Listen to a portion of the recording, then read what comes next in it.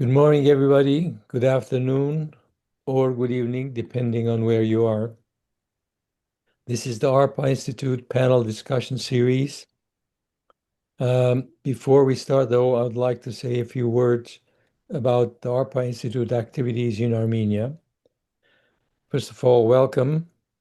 And my name is Akopyan, and I'm the president of ARPA Institute. ARPA Institute has been working in Armenia for the last 33 years, since 1992.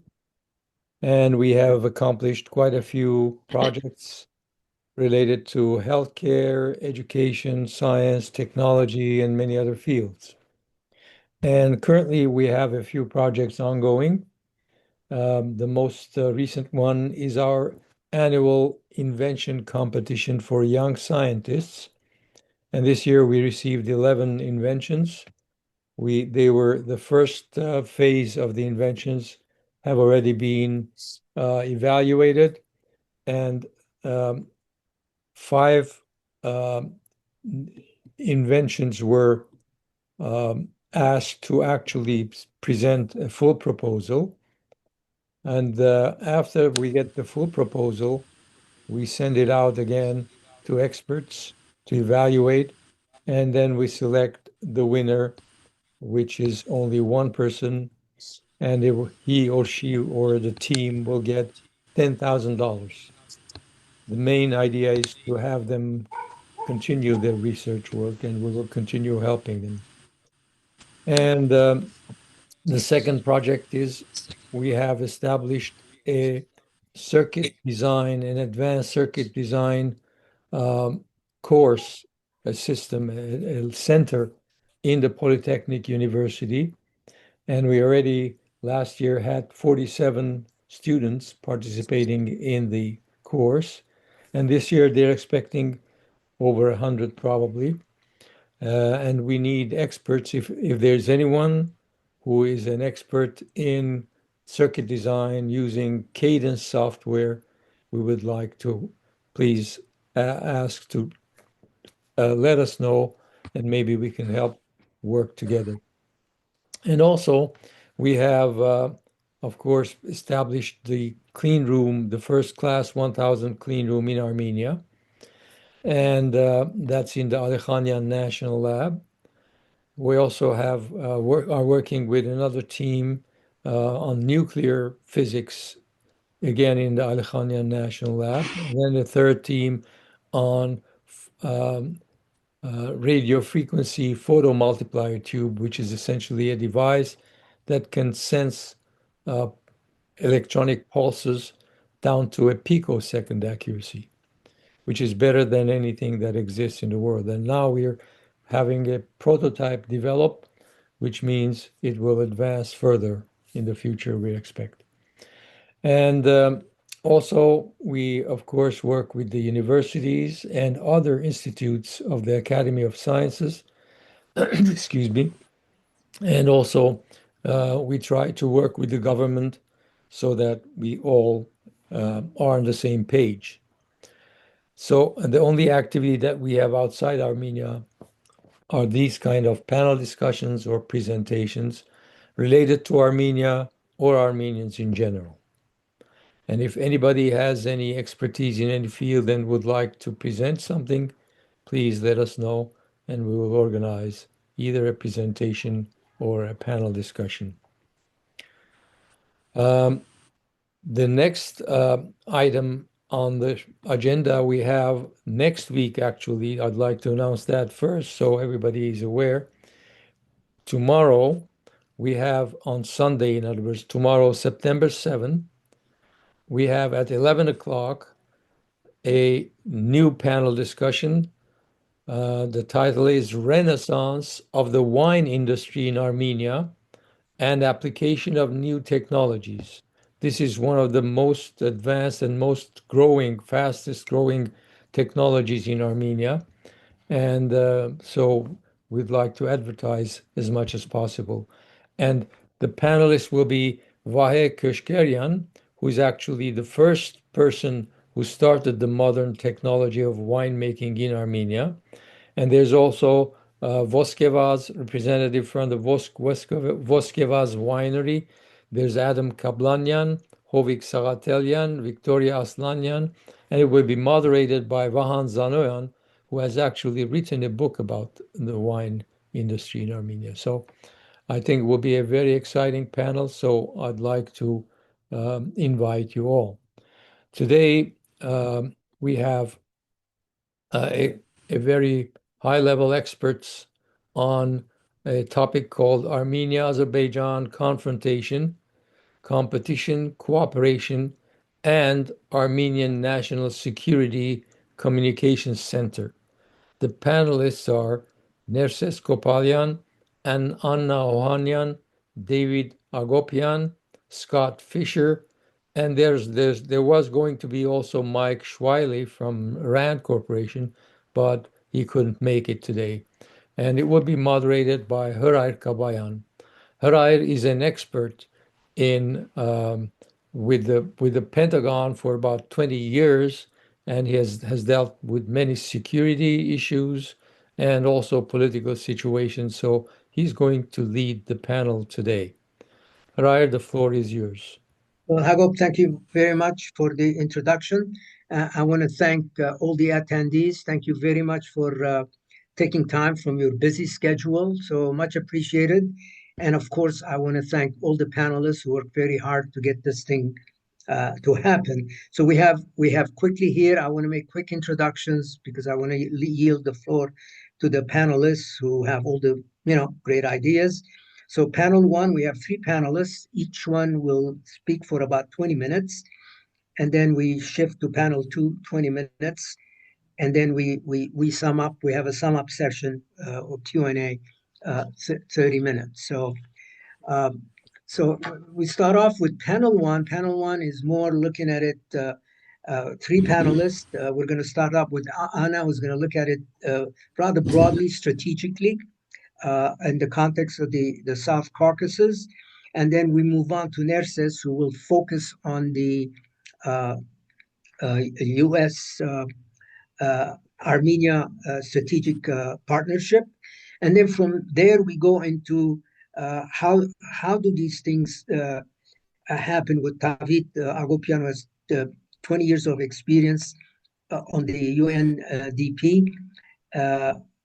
And then he will focus on the implications of the August 8th agreement on Armenia and such. So that when that's done, which is all very good. These are absolutely, you got to do, having from my experience, you got to do the analytical products, understand what you're dealing with. And then from there, we move on to panel two. Okay, this is all very good analysis and all, but how do we operationalize these various concepts? And so during that are presented during panel one, and how do these how can the Armenian government take all of this input and then, like I say, operationalize them, develop planning policies, and so on and so forth. So one aspect of that will be handled by Dr. Scott Fisher, and we'll get to that. So, and then there will be a sum-up question. So as we go on, please add your questions to the chat box, because we're going to go through as many of them as we can. And so don't wait till the end. Put them in, because what happens is the panelists will be reading them, so they'll think about the questions you're asking. So let me get going in here. So, like I said, we have in panel one we have three distinguished panelists, and I'm going to start with Dr. Anna Ohanyan. And Anna, I have basically two questions for you based on articles of papers you have written. So in an article entitled Regional Fracture and Its Intractability in World Politics, the Case of the Late Ottoman Empire, you published that back in 2021. And in that, you develop concepts to assess regional fracture in world politics, and you apply them to the context of the Eastern Anatolian region of the late Roman Empire. So my question to you is, can you please explain to our viewers how these concepts that you have developed can explain the fractures we currently witness in the South Caucasus. Anna, over to you. Sure. Thank you very much for the question, and thank you very much to the ARPA for not only for this panel, but also organizing really groundbreaking and important and needed panels on a wide variety of topics.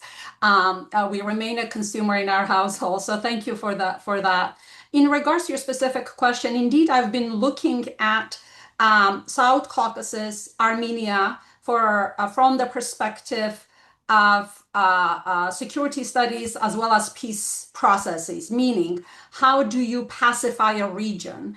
And I've looked at questions of small state security, in this case, Armenia, and the most recent Washington agreements in particular. I am looking from this vantage point, the regional dimensions of the Washington agreements, I argue, are very important. Because they offer a way to reframe Armenia-Azerbaijan rivalry into a broader regional and Eurasian continental context, which allows to soften the rivalry and offers ways of managing it. So it's Saturday. I will spare you the terminology that emerges from the theories that I've worked on for several years in this article, as well as several books. But if one way to think about the regional dimension, which is very significant in the most recent developments in the South Caucasus, it's useful to sort of reverse engineer. Where does security come from for small states like Armenia? One is deterrence, which is necessary but might not be sufficient strategy. Second one would be, for example, membership in collective security organizations, NATO or CSTO, but there is not enough data to assess the effectiveness, quantitative data. There is some, obviously, single case studies. Alliances, there's literature on alliances. Having alliances gives you security. Here, the research is on defensive, offensive alliances. But if I were to simplify all of these, to put simply, in general, in South Caucasus, and this applies to Armenia, Azerbaijan, as well as Georgia, the paramount, most dominant instrument of looking for security has been this chase for geopolitical patrons, looking for an external actor to provide the state with hard security. In the Armenian context, we can refer to it as the Sasunci David syndrome, the Armenian Superman. But this temptation that security can be found only or primarily through a bigger geopolitical patron has been shaping the foreign policies of these countries with varied levels of success. So what I found in my research and in that article that you also cited is that the measures that do not factor in the regional transformation for security will not be sufficient. So for a long-term sustainable security, small states need to work towards overcoming fractured states of their region. And to do that, there are a variety of instruments, strengthening and deepening the norms against conquest, norms against aggression, territorial integrity, and of course, human rights and group rights. And these are mechanisms that I observed in various other regions around the world. For example, some regions have pacified. Political armed conflict is not on the cards. Many parts of all of Latin America, with an exception of Venezuela, perhaps, while sub-Saharan Africa remains stuck in cycles of violence. So in terms of, the Washington agreements provides a very solid opportunity for Armenia to strengthen its regional diplomacy and work towards normalizing this very deeply fractured region, which remains a neo-imperial region, with Russia and Turkey very much exercising neo-imperial strategies of influence. Very often, South Caucasus is analyzed through a geopolitical lens, all right? But that's not really sufficient to demonstrate the full spectrum of tools that these neo-imperial states use in advancing their interests in these regions. So in the case of South Caucasus, the bulk of the international relations scholarship, the golden rule when it comes to regionalism is that build regional integration like the EU. It will pacify the region. Security will trickle down and everybody will live happily ever after. But then this is a very limited approach because in many parts of the world, including South Caucasus, these states are born into fractured state of their regions. So it's the regional fracture that keeps these states institutionally weak, which is what I've tried to show in that article that you cited, as well as in my last book, The Neighborhood Effect.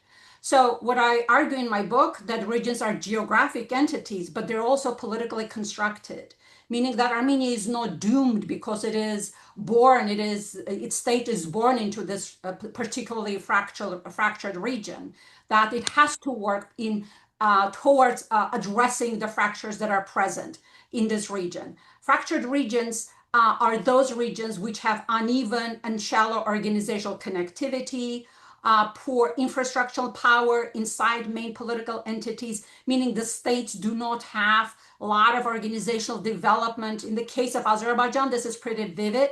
Not only Azerbaijan is a authoritarian state, petro-authoritarian state, but it's also centralized, personalized autocracy, meaning that President Aliyev has demolished the institutions and completely denuded the institutions, which makes the region as a whole very unstable. Fractured regions can be catalyst of armed conflicts, but building resiliency, some sort of connectivity, allows also down the road to enable economic development and creates a more fertile ground for liberal transitions, for democratizations. I would actually argue that is the fractured state of South Caucasus played an important role in democratic declines inside Georgia. State weakness, I argue, is a product of regional fracture in a new imperial neighborhood like the South Caucasus. So moving on, regional resiliency, and as a way to kind of get to contemporary issues, is a way to produce trickle-up security, to transform your region by pushing for connections, regional connectivity in various issue areas, and as such deepen the regional diplomacy, which I see as an important necessary condition for small state survival. So takeaways from the Washington summit from this angle of the regional scholarship that I've done is that small state security in a fractured region is unsustainable. Deepening regional resiliency is a necessary step for state security and survival, and Washington agreements are a step in that direction. They allow Armenia, they give Armenia all kinds of tools in working towards that goal. To also connect to what's going on, if I were to simplify what this research tells me about the agreements, I would argue that Washington agreements, to put it simply, and in a spirit of keeping things light, Washington agreements are a crystal vase on a rickety table. What do I mean by this? It is a crystal vase because it promises to reshape the strategic geography of the Eurasian continent to Armenia's favor, because it ties in United States into South Caucasus, and it does so specifically through infrastructural power, meaning United States is there, very much interested in infrastructural connectivity, which indicates that United States wants to become a stakeholder, remain a stakeholder in Eurasian connectivity. And in this respect, United States is playing catch up to China, because China, with its Belt and Road Initiative, is already ahead in staking a claim over Eurasian connectivity. So this is one. The agreements promise also, this is a partial agreement, partial if you look at the peace agreement component. As a partial peace agreement, there are some quantitative studies that show that partial peace agreements make it much more likely for comprehensive peace agreements between two states to be signed down the road. So peace research is taking off. Now we have more quantitative data to be able to assess and compare different peace agreements, the value of partial agreements. So in this case, Washington Summit is also important as a partial peace agreement. But it is also sort of, I refer to it as crystal vase because it's built on this notion that liberal assumption that it will create regional trade and will create dividend. And there is a lot to this because economic peace processes will be derivative from the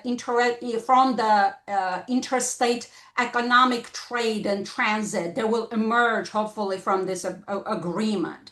The agreements do have specific stipulation for opening borders reciprocally. I am worried that there is no language of synchronization. I think my worry is that Aliyev will try to push for the connectivity through Armenia while delaying the Armenia's ability to connect through Nakhichevan with Mehri, from Yerevan to Mehri, from Yerazh to Mehri. The agreement is also important because it reinforces these norms against conquest and aggression. It elevates Armenia's position in the network of global and regional power. And it elevates Armenia's value for others, for other powers, from Central Asia to East Asia. So I think this is all good. Why do I say the table is rickety? And again, I'm dramatizing a little, but just simply to highlight that these are the areas that Armenian government needs to work towards strengthening this agreement. Is that this is a regional integration model, albeit transactional one, that is built over a fractured region. Right now, in Azerbaijan, there are no stakeholders that would be interested in open borders. And I would argue that with this agreement, Washington has whether by default or design, it reinforced this, what I've been writing about this as well, Azerbaijans, Aliyev's dictator's dilemma. Meaning, on the one hand, for Azerbaijan, as a declining petrostate that needs to be diversifying its economy, open regions, open borders, growing integration, regional markets are in Azerbaijan's interest. So this is a win-win for Armenia and Azerbaijan. However, opening the region also can create risks for Aliyev regime. There is a reason as to why deeply authoritarian states are afraid of open regionalism, of regional integration. This is also the case in Central Asia. So this is the reason I think that Aliyev works to maintain tools of strategic ambiguity. Aliyev does not want to sign the peace agreement, presses for constitutional changes, indicating that he's not negotiating on a good faith. It's the hostages, the presence in Armenian territory. So all of these things give Aliyev tools to meddle into Armenian domestic politics and the society. These are all emotional issues, particularly when considering that there are elections coming up next year. So I think much of the analysis kind of looks at this conflict through binary lens. International Crisis Group just published its report, also very binary, which often do not look at the fact that regime types are different. One is a nascent democracy that still needs to consolidate its democracy. The other one is a personalized petro-autocracy. So Aliyev, operating, negotiating from that perspective, is trying to maintain influence over Armenia's domestic politics. And unfortunately, in Armenia's domestic politics, there are groups largely linked to Russia that will actually carry out Aliyev's intended objectives and kind of keep the pressure inside Armenian politics. I'm probably short on time, so I will stop here, but simply to say that there are so many things in the agreements. There's a peace agreement, the border opening, border delineation. I would say that in Armenia's interest, there is a hierarchy as to some of these goals are more important for Armenia's long-term security than others. And here, in that respect, I would, again, relying on quantitative data, border delimitation, border delineation, I would say is perhaps the most component of this, because studies show that states that do delimit their borders are less likely to fight wars in the future. And of course, unblocking the region is also very much in Armenia's interest.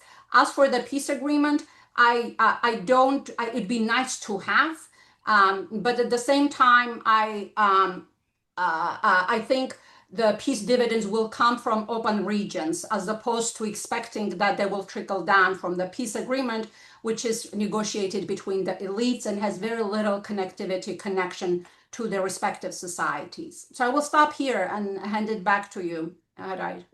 Well, thank you very much, Anna. I think that you covered some of the other issues that you wrote in your article that came up in 2023. We don't need to go over them again, correct? No, it's a pretty heavy. It's not an article for a Saturday read. That's right. That's right. So perfect. I just want to remind everybody that the session is being recorded, and please put your questions in the chat box. We'll get to them at the end. So we're gonna now that Anna has put kind of a global perspective of this, global, regional, and focus. So now we're going to move on to Dr. Nerses Kopalyan, who has, many of you know, has been very much involved in the agreements that were signed recently. So Nerses, I have two questions for you. Can you please provide background to the negotiations that led to the agreement? I know, by the way, I should have mentioned, he was very much involved between DC and Yerevan. So he's very familiar with all the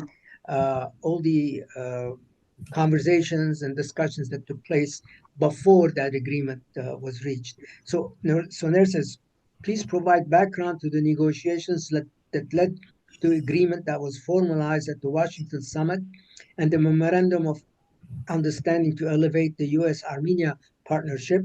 And then a second key question, in your opinion, what does the U.S. gain strategically from its involvement in the South Caucasus? Over to you, Nerses. Thank you, Hriar. Appreciate the question. So basically, the situation, the way it evolved was that the United States had sufficient intelligence in early February that Azerbaijan had intentions of attacking Armenia, at least southern Armenia, in mid-March. And so there was basically prevailing consensus in the security community that Aliyev would be utilizing force to establish some form of a corridor through southern Armenia, because from his lens, the status quo that was developing was not acceptable. At the same time, we knew that the Azerbaijani government was attempting to basically test the waters with the Trump administration. Aliyev had been very, very reticent to push the Trump administration or to test it, but after attempting for the first 3 months of the administration to make contacts and spending immense amounts of money and lobbying in D.C., it did not bear fruit. So from that perspective, we had sufficient evidence that Aliyev was becoming very, very frustrated with the process. And when we, I've done a lot of rational choice modeling on this. I've written extensively on this. Whenever Aliyev feels or is of the opinion that things are not moving in his direction, he basically reserves the right to use force. That is an existing strategic toolkit that he has. So when the United States had this information in early February, and knowing that Azerbaijan intended to invade Armenia in mid-March, this is where the Trump administration, through their special envoy, Steve Witkoff, went through basically an immense, wide-ranging process of shuttle diplomacy. And they put forward a proposal that both sides, from their perspective, would be acceptable to both sides. And this proposal eventually became the Washington Accords, what was signed on August 8th. From the U.S. perspective, this is not a peace agreement. Washington Accords, as Anna noted, are a partial peace agreement. The term that I use is normalization process. So what we had in the Washington summit was a normalization process designed within a 3.5 year time period to produce a final peace treaty, if we get to that. From the U.S. perspective, the fundamental issue was the corridor, or from the Armenian's perspective, the road. So Azerbaijan used that concept as an underlying premise to justify whatever use of force that it anticipated using. So contextually speaking, the United States, basically the policymakers at State Department and the White House said if they could find a solution to the transit route problem, the threat of war becomes alleviated and the normalization process can proceed. And this is how the Trump route or trip, the initial concept, and then continued negotiations on that concept developed.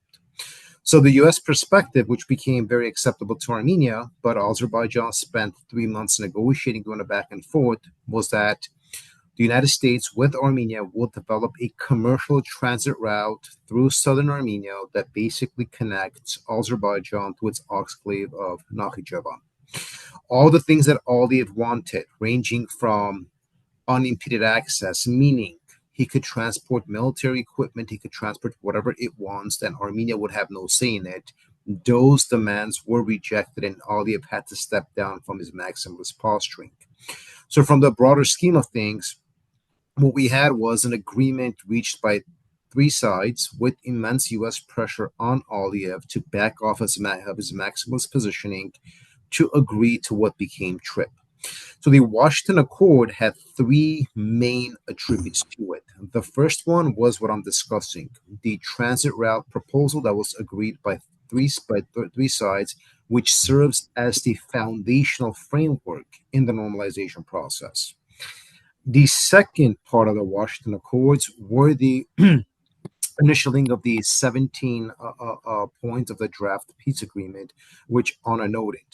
Now, the draft peace agreement was bilaterally negotiated between Armenia and Azerbaijan. The fact that it was initially not signed attests to the fact that Aliyev is not ready to sign a peace treaty. He wants to give himself wiggle room for all the reasons that we could discuss later.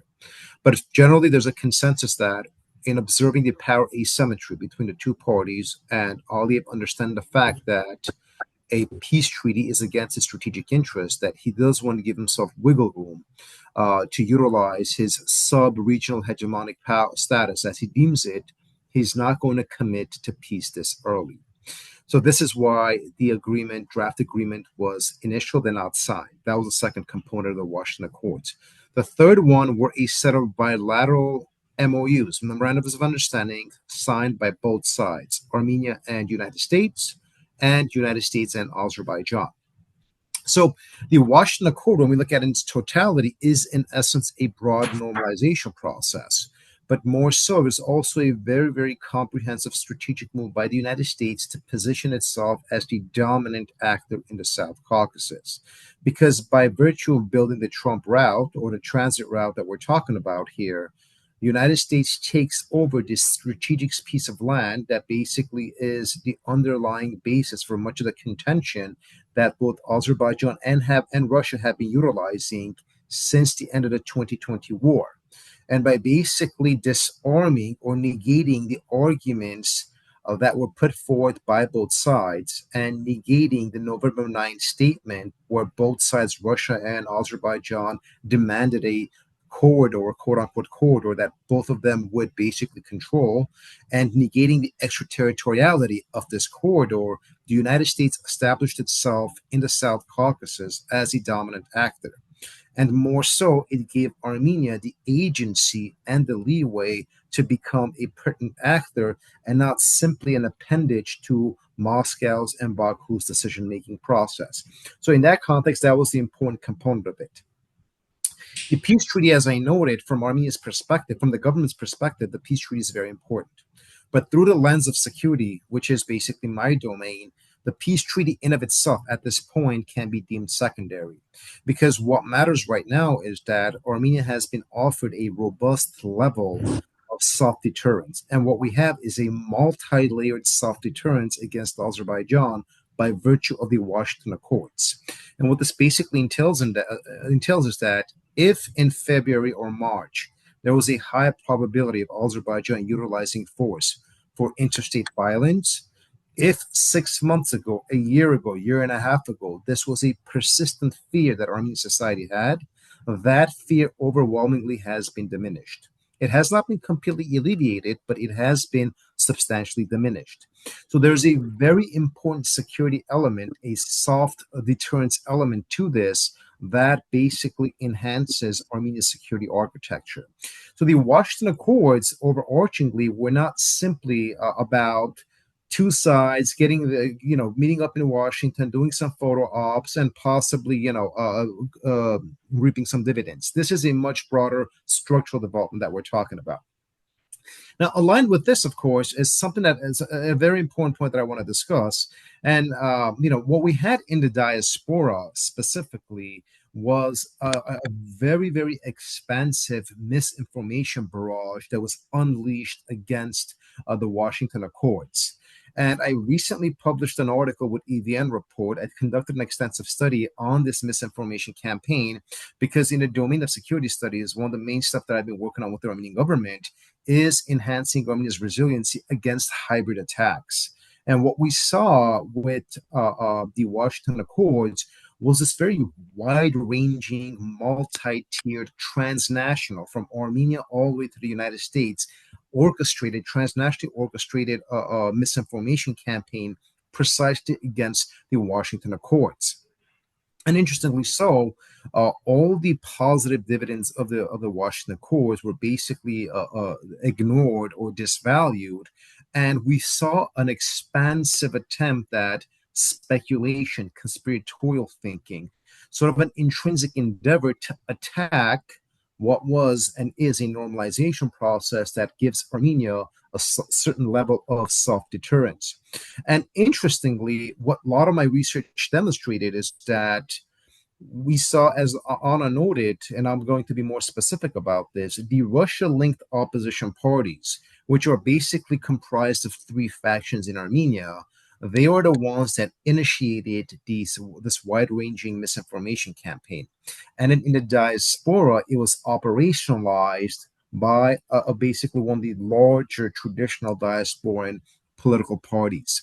And conceptually, aside from all the things that the Washington Accords discusses, and it is basically on paper, it is in black and white, what we saw the misinformation campaign do is they proliferated five false narratives to basically attempt to obstruct or confuse the diaspora, and to some extent the Armenian public in the Republic of Armenia, of the Washington Accords.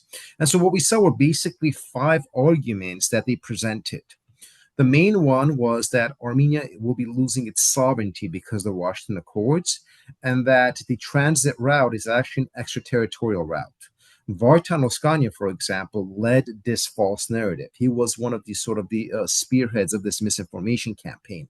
But when the Accords came out and we all saw that all of that is false and that a lot of these arguments are unsubstantive, it became very clear what was happening. Another argument we saw presented was that this was an act of capitulation. Yet in essence, these agreements actually forced Aliyev to step back from his maximalist posturing and agree to a process that in essence strengthens Armenia. And when I speak about the MOUs in a second, we will see that the memorandum of understandings that are part of the Washington Accords, these actually enhance and strengthen Armenia. So the discourse between capitulation and the reality of the Accords demonstrated a severe disconnect. What we also saw was that the ARF, Dashnak Tutun, and the ANCA in the United States advancing the argument that there was a hidden Turkish hand in this process, or that Armenia had secretly conceded to territorial concessions to Azerbaijan. Again, none of this has any connection to reality. And then finally, we saw a broader narrative advanced by all these parties that the Washington Accord is going to rupture Iranian-Armenian relations and that there's a danger to Armenian security. This was itself debunked by Tehran. Collectively speaking, then, what we saw was a wide-ranging misinformation campaign, right, to spread sort of this a disinformation virus, these pathogens throughout the diaspora. And interestingly so, the parties that were engaging in this were precisely part of the political factions in Armenia that are heavily aligned with Russia. Now, why is this important? Because if we are talking about normalization first and then security second, but from the domain of Armenia, our top priority is security, And if you have an agreement that produces some level of security dividends for Armenia, it's very concerning that we have a hybrid threat within that is basically attempting to rupture or harm this process. And so at the conceptual level, Armenia's security architecture, while being enhanced by the Washington Accords, was deemed a problematic development for those forces that actually are working against Armenian resiliency. So when I talk about the Washington Accords, I fully agree with Anna's conceptualization that the Accords offer a mechanism where a regional fracture can possibly be defracturized and then allow some mending to take place. And while the regional integration model isn't a foolproof process, what it does do is that it makes the whole region more conducive to stability. And from both an economic lens and from a democratic consolidation trajectory lens, Armenia cannot have economic growth and Armenia cannot consolidate its security if it's consistently within the domain of warfare or the threat of conflict. So when we look at the Washington Accords, right, we have to look at it through both a nuanced understanding of what it entails on the ground, also at the broader level, what it entails at the systemic structural level in the region, and at the transnational level, what it entails for the entire Armenian nation. And so when we see a relationship between important developments in the U.S. Armenia strategic partnership and the normalization process, and then the misinformation barrage that has been taking place both within the diaspora, these are things that we have to be cognizant of. To your second question, Hriar, about the MOUs and the U.S. Armenia strategic partnership. So Azerbaijan and the United States signed one strategic partnership at the Washington Accord. And to be quite honest, it's not very substantive. What he did is one of the agreements was that the United States would waive Section 907, which it had been waiving from 2002 until 2023 anyway, right? It will waive it for 1 year, but Section 907 still stands. So it was pretty much low-hanging fruit for the administration. It would do that, and then we would see an attempt for both sides to begin conversations on eventually developing a strategic partnership. These conversations take, at the minimum, 5 to 7 years. So in essence, what we have is a memorandum of understanding between Azerbaijan and the United States on beginning discussions to have more discussions to potentially reach a certain agreement, be that as it may.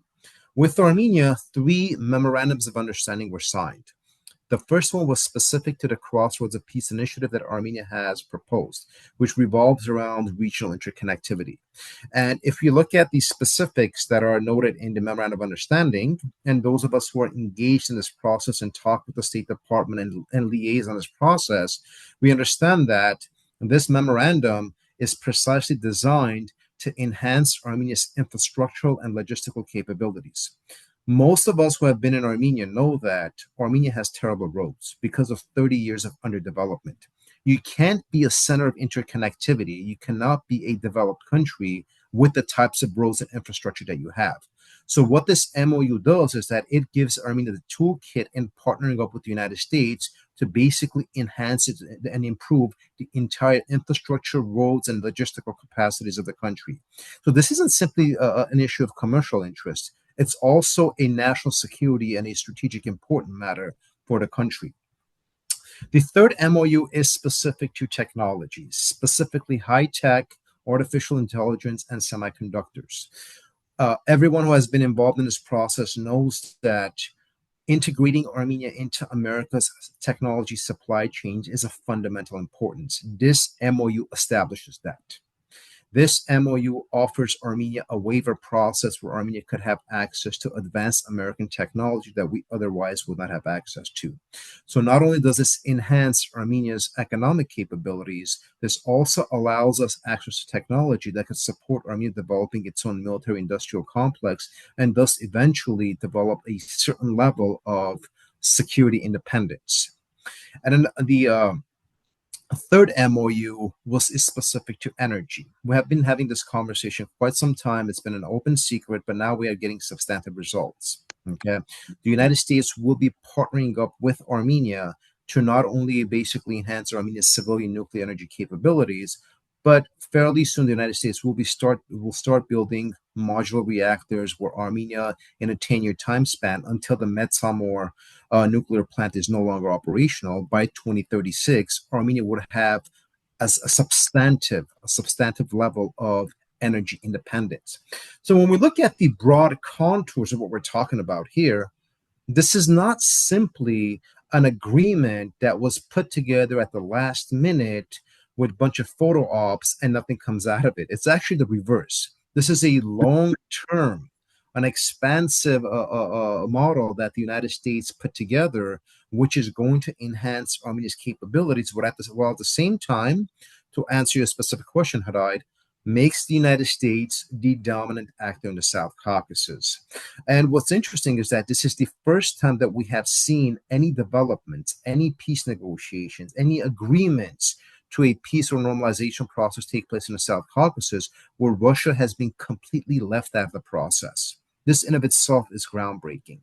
And so Russia's relevance, its leverage, its presence as a former regional hegemon was basically consolidated with the Washington Accords. Now, how that proceeds is a different subject of conversation, but Russia has been categorically left out of the process. Second, what we are seeing is that this is the biggest infrastructure project that the United States is engaging in the entire post-Soviet space, and they are partnering up with Armenia to make this a reality. So from the perspective of DC, not only is this enhancing stability, connectivity in the South Caucasus, not only is this, as Anna noted, enhancing America's ability to basically contain China's influence and growth in the South Caucasus, this is also making the United States a substantive regional actor. So whereas in the past, the United States would be selective in its engagement in the South Caucasus, with the Washington Accords, the U.S. becomes a substantive actor. And the way it's doing that is that it is making Armenia the cornerstone of its regional presence, which, as I noted, is providing Armenia security, economic, logistical, and infrastructural dividends. I think I'll stop here, and then I'll be happy to answer any other questions there are. Very well. Well, Nerses, that was very good. Thank you very much. So let me remind the folks that all the participants, we have very good participation today. Please keep posting your questions in the chat box. We're going to get to them at the end. So we're definitely going to be doing that. So right now, so where we are with the session today, Anna did a more geopolitical strategic perspective.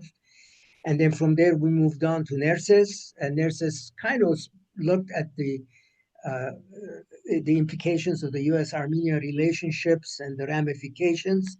So now we're going to move to David Akopyan to see to more at the practical level.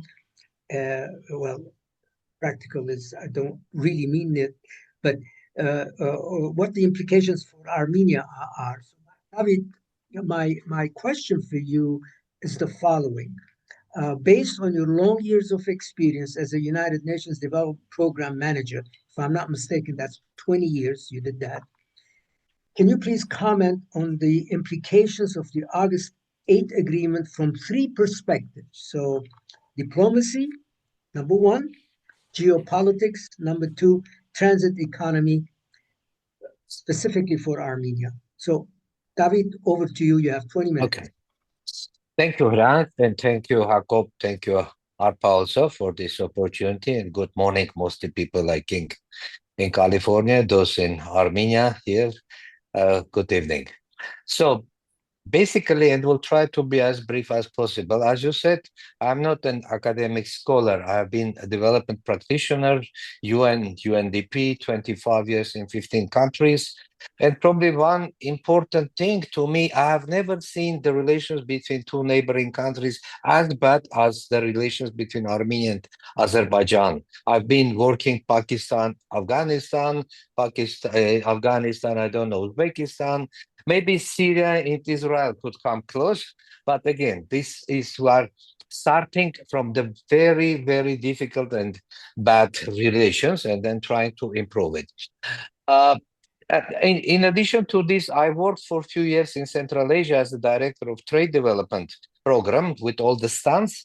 And for all of them, this transiting goods from China to Europe, through Russia, through Central Asia, was a big, important topic. So a lot of, let's say, discussions, how this could happen, what type of bridge, what type of corridor, what type of transport, railroad, etc., etc. So, and then it was not the issue, they cannot go through Russia, but it was more the shortest route to be taken to go to Russia, to go to Europe for Chinese goods.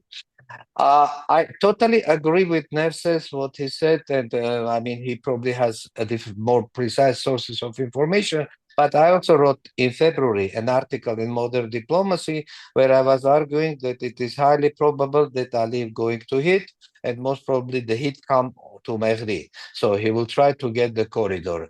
And it should be greatly appreciated. I think, I don't know how well our security systems were in place, although I spoke a couple of times with senior officials who were assuring that there are many measures taken, but still diplomacy was probably the most defining factor at this point in the last few months that helped us to prevent this from happening. And it was first the strategic partnership charter in January, and then after, which for me was good, but not enough, because it has a lot of good statements, but was not clear how much it will transit to new administration. And then it was not practical because Aliyev was not present, and Aliyev was not committed, and Aliyev himself is a big unknown until now, and how we deal with him is still, but at least in Washington on August 8th, he was all smiling, all was welcoming. I mean, his relations with Trump, his relations with Pashinyan, all became something of totally different quality than it was, I guess, before. So now let me try to go through those three different blocks or domains. The diplomacy, as I said, diplomacy, geopolitics, and the transit economy. So on diplomacy, as I mentioned, I think this was great really work done by Armenian diplomacy and by also those colleagues from diaspora, including Nerses for sure, who were supporting this process. It was, I think, important, smart move to move from democratic values to common interest and deal-based approach. And also, Hriar, are you still there? I lost the screen. Hello? Oh, no, I'm good. I'm here. Yes, I'm there. Okay. Sure. So the deal-based approach, and also when you come to the table, as Trump and all J.D. Vance mentioned to Zelensky, you come with cards. You don't come with empty hand. So in our case, the card was the trip eventually, but materialized into trip. So it was one card, and I guess we probably there are some discussions, and I was also discussing recently, there are some other cards also, which we are trying to organize to sound convincing with the administration in Washington. So of course, there is also this nuance. I think it was not mentioned, but this is a reality of today's politics in DC. I mean, this, like, I call it imperial ambitions, taking Canada, taking, I don't know, Panama Canal, taking Greenland or whatever, but it somehow resonated this feeling that the United States need to have an important presence in important places in the world. And Hriar Parityan was rightly, during the last discussion a week ago, was saying it has not been seen as a area of the U.S. special interest, but there is an opportunity it may be turned into. So this is something we probably need to be collectively working. But of course, this is something in between Russia, Turkey, Iran, and also China, which has been for years building it one belt, one road effort through Azerbaijan, Georgia to Black Sea. Now to have the United States will be a bit of process, how to absorb and how to have the US presence. But there are some nuances which I will try to explain also separately later. Importantly also to me, what worked in favor were different set of circumstances, which is about Azerbaijan and Russia relations. It just happened separately and no any relation to what happened on Armenian track, but Russia relations with Azerbaijan after they shoot at the plane, got more and more soured, and then that scales escalating. And for Aliyev, it was one more important argument to turn his face to United States. And also, eventually, he's the one who said even before the election in November that all his sympathies are for Trump, and he was looking for the ways to build relations with Trump. So it was all ready. And frankly, in my also article, I personally, the way I assess Aliyev, I feel Aliyev is not Putin and is not Lukashenko, and some few others also. He doesn't want to turn bridges, to burn bridges. He wants to maintain bridges with as many important actors as possible. Now, speaking about geopolitics, just few highlights, what each of us is getting out of this. So, Armenia, we have at least, to me, 1 year of peace until the next year election and possibly referendum on constitution or not, but most probably it will be even more. It will be maybe till the end of Trump's 3.5 more years to go for sure, unless something extraordinary happens. We get also on top of this, we get integrated into regional, many processes which we have been excluded for almost 30 years, and this is critical. It could be transit, but it could be many other things. I mean, the pipelines also, which in 90s when decisions were taken to how the route for pipelines should go. I mean, one of the reasons, and I know more about the way decision, well, Bill Clinton himself was pressuring Armenian government. We felt that it is not what we want to have it, because the idea was to have it to go through Nagorno-Karabakh and then through Megri corridor and directly to Turkey, but it didn't happen. So, and then we got the U.S. presence, U.S. involvement, and as was mentioned about, in addition to trip, technology transfer, AI, energy, most probably the nuclear energy, and many other elements of cooperation. What Azerbaijan gets out of this, and this is to me very important, and we have to be mindful that first and very practical thing, Azerbaijan gets connection with Nakhichevan.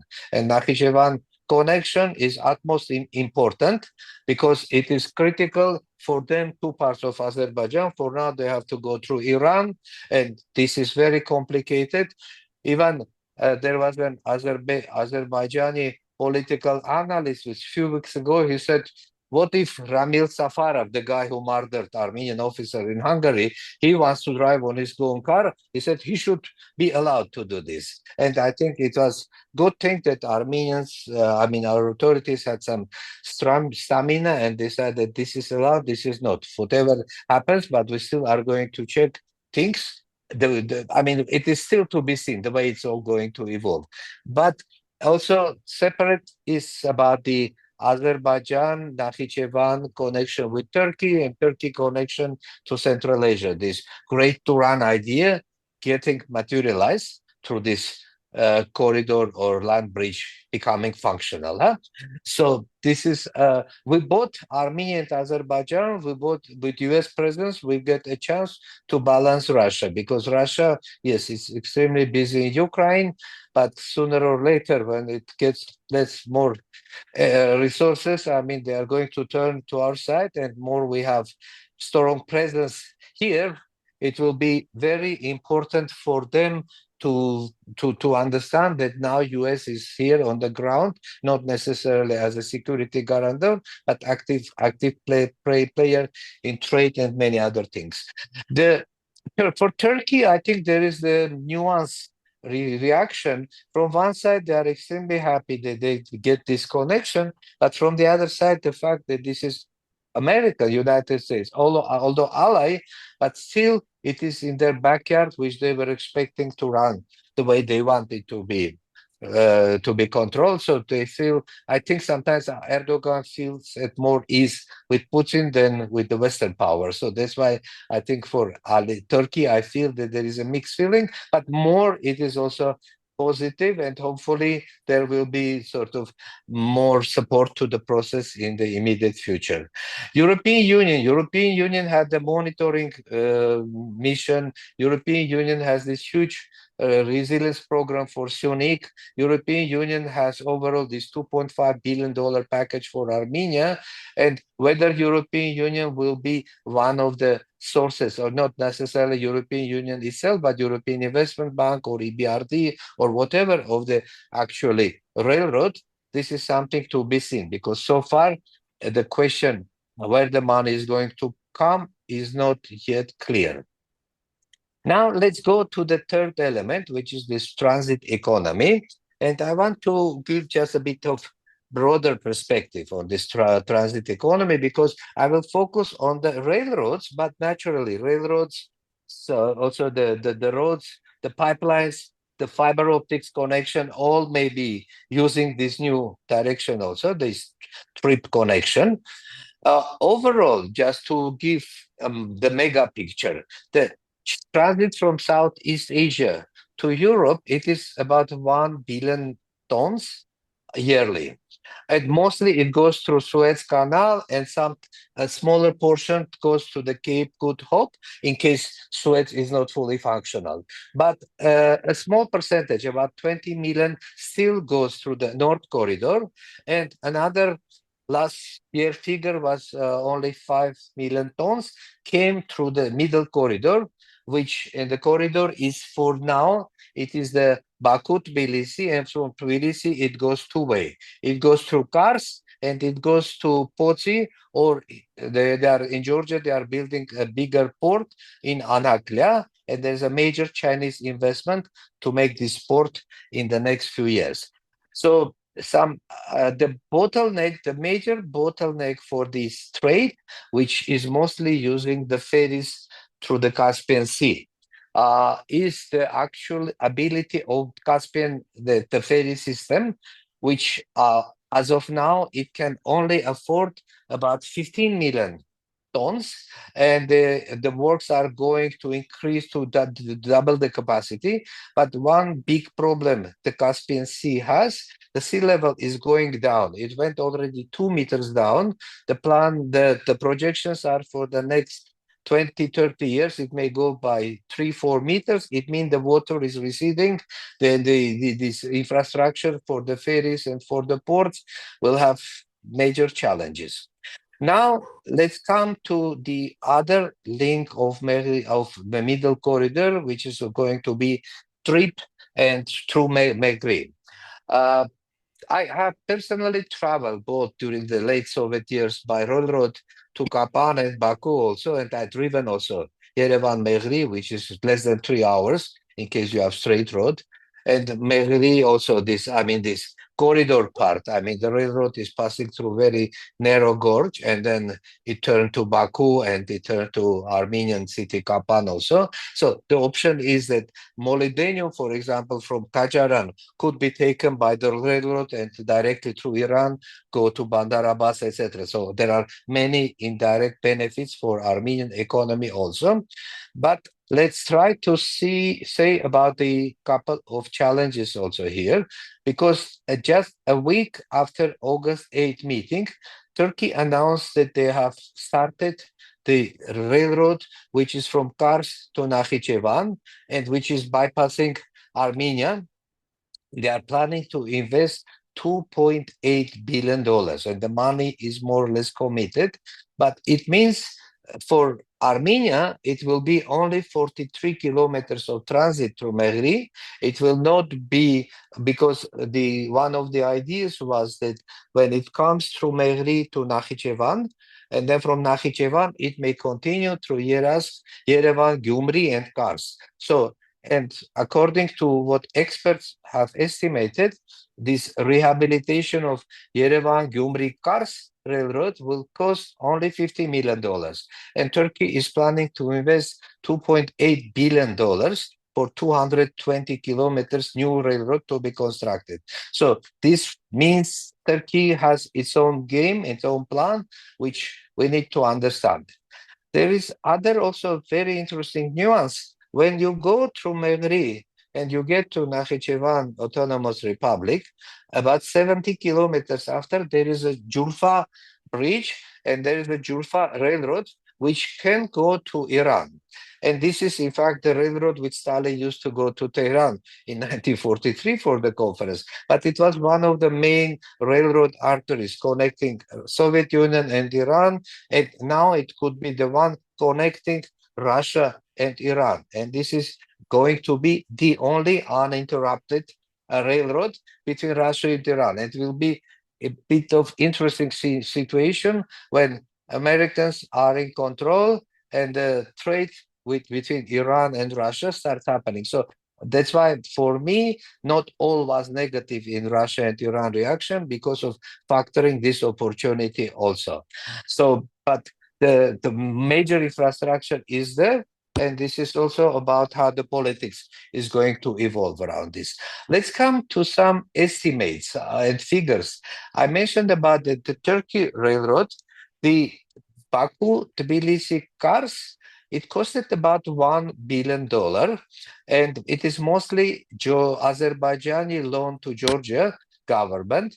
And Georgia last year revenues were about $120 million only, and only 20 million came as a, let's say, net profit or net revenues, which could be paid back to Azerbaijan as a repayment for the loan. So expectations, and it is in fact through Georgia, it goes about 250 kilometers. In our case, it's going to be 43 kilometers only. So not necessarily, of course, I mean, the schemes for payment, arrangements for how this is being managed, who Armenian side, American side, Azeris, how we are going to share. These are all important and good questions. This is going to be further discussed. For now, I think that it is utmost important to have a solid feasibility study, both about the cost of construction, which some are estimating in the margin of $360 million. And then after the economic benefits, how many? Estimates are up to 15 million tons, but this is still very preliminary. As I said, there's an important bottleneck on the Caspian Sea. Now, I want just to give a couple of, let's say, points, concluding points about the Azerbaijan and Armenia, this from total confrontation, I mean, to possibilities for, let's say, for complementarities in economy, in transit, and how we need to work on this. To me, as many are saying, the agreements signed are the important first step, but there's a huge road to go to get to the point where we start having a normal relations. And normal relations, it means diplomatic relations. In actual agreement, there is a point about having diplomatic relations, but the date is still left open, so there is no yet decision. But more, to me, importantly, in addition to formal diplomatic relations, it is about confidence building. It is about finding what between our economies could be complementary.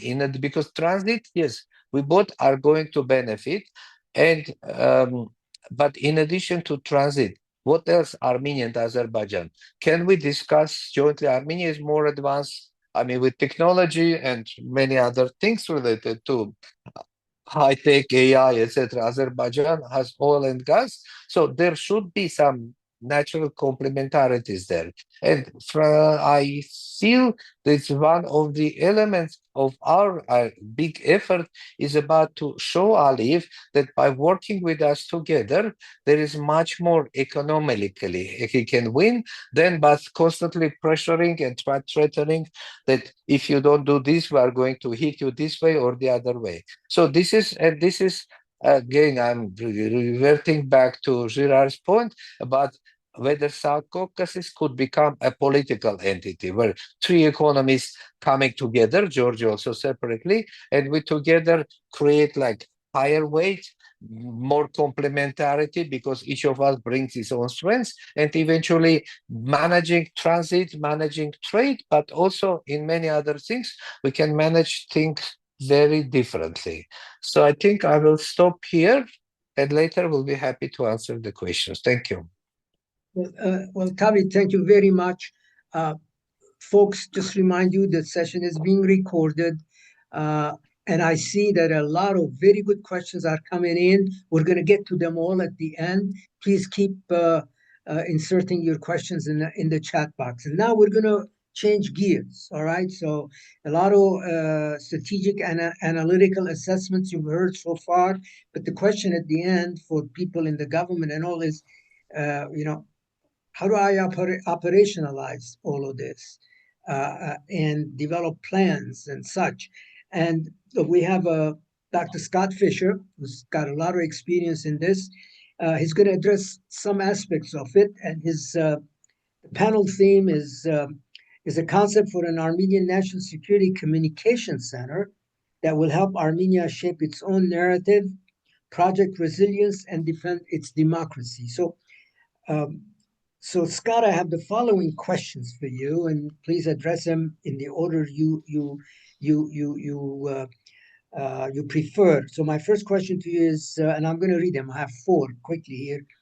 Please provide background regarding your vision for an overarching strategic communication framework and your thoughts on establishing a national information environment crisis response and management center for the Republic of Armenia. Question number 1. Question 2. You state the current information ecosystem is fragmented, reactive, and siloed.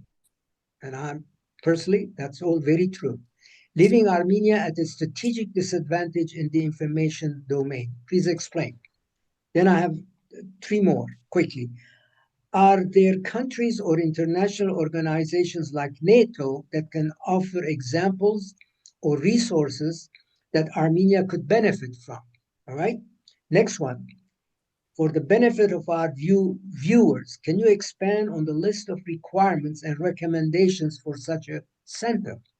And my last question to you, Scott, you conclude by stating the center will ensure Armenia can not only withstand information assaults, but shape its own narrative, project resilience, and defend its democracy. Please explain. Over to you, Scott. All right, thank you, Hriar. Appreciate it. Looking forward to this again. Thank you also to Hagop, the other panelists, and to ARPA. It's a pleasure to rejoin you. And was due to have Mike Schwilly on from RAND, but he's unable to join, so wanted me to apologize for that. So yeah, as Hriar said, we're definitely going to shift gears. My specialty is information as a tool of foreign policy and national security. I'm by no stretch an Armenia specialist, though the people here over the last couple of years have done a nice job of helping me get slightly up to speed. So I will thank Hriar and Hagop for that. But yeah, to your first question, we're talking about STRATCOM, Strategic Communication Framework, establishing a center for crisis management and response from an information perspective. All right, so what we're going to talk about today is a way. It is not the way. We're just going to talk about some things that other countries have used with some success. And Armenia is already doing some of these activities.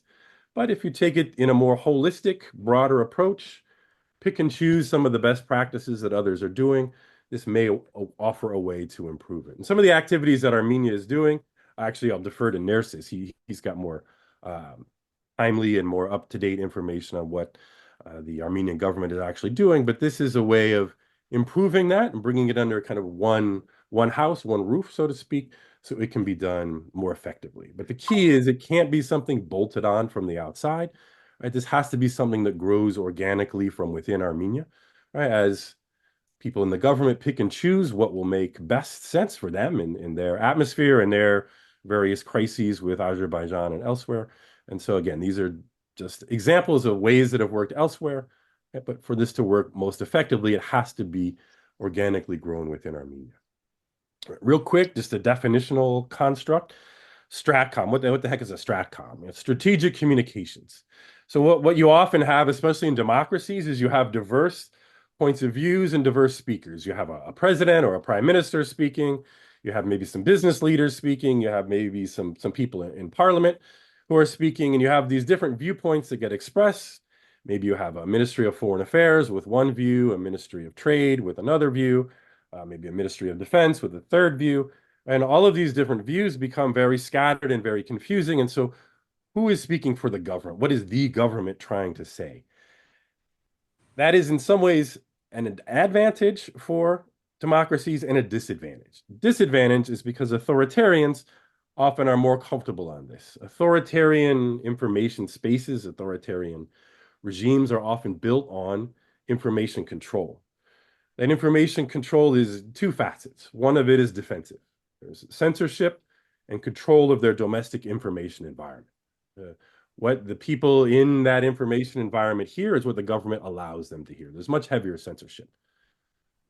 Offensively, often what people hear, in addition to, it is primarily built upon what the government wants them to hear. The government structures are used to coordinating around a leadership theme or a leadership set of narratives, and everyone is singing off the same hymnal, so to speak. Again, this is in contrast to what you see in most democracies. So this is the difficulty for democracy when it's competing against an authoritarian state. Authoritarians are much more used to and experienced with information confrontation, information warfare, conducting disinformation campaigns. They do it as part of keeping their regime in power. They do it all the time. They also do it defensively to keep outside information away from their populace to help protect it. So when democracies try to begin this, they're already beginning from a step behind. Second, what also hurts is that they operate in a relatively open information environment. Democracies, by their very nature, allow a free flow of communication, much freer media, etc., right? Than you see in an autocracy, than you see in an authoritarian state. So when an authoritarian enters into, whether it's Armenia or the U.S., European countries, etc., it's somewhat easy pickings. It's somewhat easier for them because they're used to operating in a competitive environment, right? And so it's easier for them to take advantage of that open information environment. When democracies attempt to attack or influence organizations, people, populaces, groups, specific target audiences, within authoritarian states, it's much more difficult. First, they have to get over those censorship controls. They have to get over those information controls around them in a way that they can actually get at the people that they're wishing to speak to. Second, they have to figure out which narratives are going to find the most, prosper the most, right? Foster it organically within that country, or use outside narratives to get incentivize something to occur within that country. It makes it much more difficult for democracies because they're not used to this in a comparative level. That's the common understanding, and that's the common baseline. But what we argue for in our paper, and what we argue for not just here in the Armenia context, but when we're talking to other democracies from Lithuania to Germany to South Korea, is that you can actually shift the battle space to some extent from the open information environments of democracies into the closed information environments of autocracies by attempting to contest the control. It's less about winning a narrative battle than it is about forcing Putin or Xi or whomever to react to information that they're not controlling. If they lose control, that is a direct threat to their regime. Democracies, on the other hand, are used to competing narratives. Autocracies are not. So when you challenge the controls, that shifts the battle space into an area much more comfortable for democracies. And so that's the idea behind the center, is to help understand what's occurring in the broader information environment within Armenia and internationally, and then figuring out what ways you can shift any conflict, right, in a way that favors Armenia, but disadvantages the authoritarian states. In this case, obviously, example would be Azerbaijan. Right? This gets into the part that was mentioned in your kind of your second question, the fragmented, reactive, siloed information ecosystem. This is not specific to Armenia. It's common with pretty much every democracy. It's in some ways a strength. That fracturing is a strength because we have so many different groups all attempting to control the commons, attempting to get elected, whatever it may be. This is not the case so much in authoritarian states. So because of that, it can be easier for authoritarians to come in and conduct mis and disinformation campaigns within the U.S., Armenia, etc. And it can be more difficult for democracies to then return the favor by entering into authoritarian states, which is why the argument becomes, right, the key being to attack the controls, to figure out the way to get around those information controls, whether it's social media, or elsewhere, to allow that outside information to infiltrate or allow internal, organic information that the regime doesn't wish to spread, allow it to spread. A classic example in the Russian case, right, is to allow Russian mothers of soldiers who have died in Ukraine, right, to be able to post freely online, right, their opposition to the war in Ukraine. Obviously, this is not something that can happen, right, but to the extent that you can foster that, you move the narrative battle space, the information battle space, into an area where Putin is much less able to accept the challenge, much less able to compete, right, than if you keep it in purely in a democratic information space. Secondly, it's also important for democracies to get better at defense. This doesn't mean democracies need to control their information. They need to have a better understanding of what's occurring within that information environment. Partly this speaks to the ARMA program that we've talked about in some of the other ARPA discussions, right, of monitoring the information environment, knowing what adversaries are putting forth, right, and then being able to get out in front of that. It's much more effective to do an inoculation than it is to try to catch up to a perspective after it has already spread. Right? So once a lie has propagated, it's very difficult to overcome that lie. But if you see the lie coming and you can get out in front of it, and it's essentially vaccinate your audience by saying, hey, this message is about to come, this message is occurring, this is who's sending it, this is why they're sending it, and this is why it's not reputable.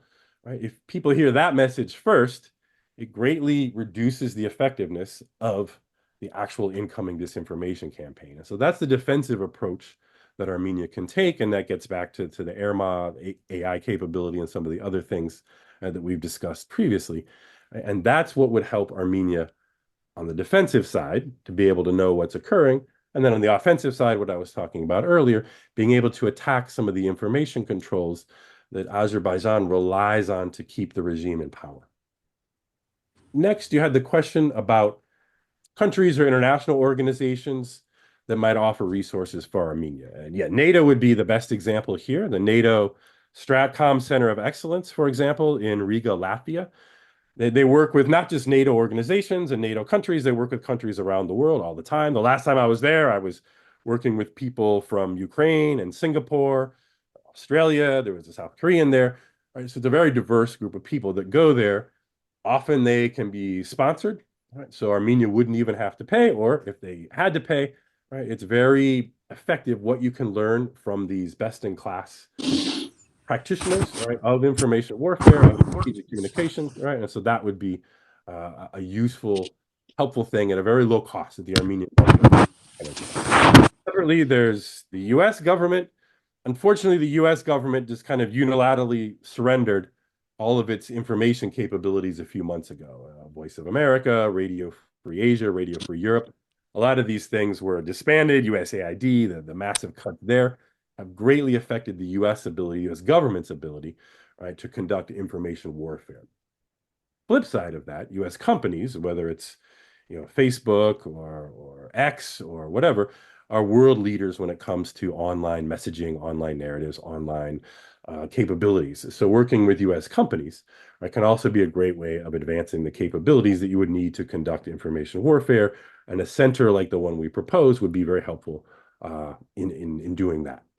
Also, you need to disaggregate the skills. There are a certain subset of skills that you need to conduct information warfare, whether it's against authoritarians or simply protecting the people within your own state. These are tech and cyber skills. Armenia is already very good at that, but needs to harness those in a method and way specific to information warfare.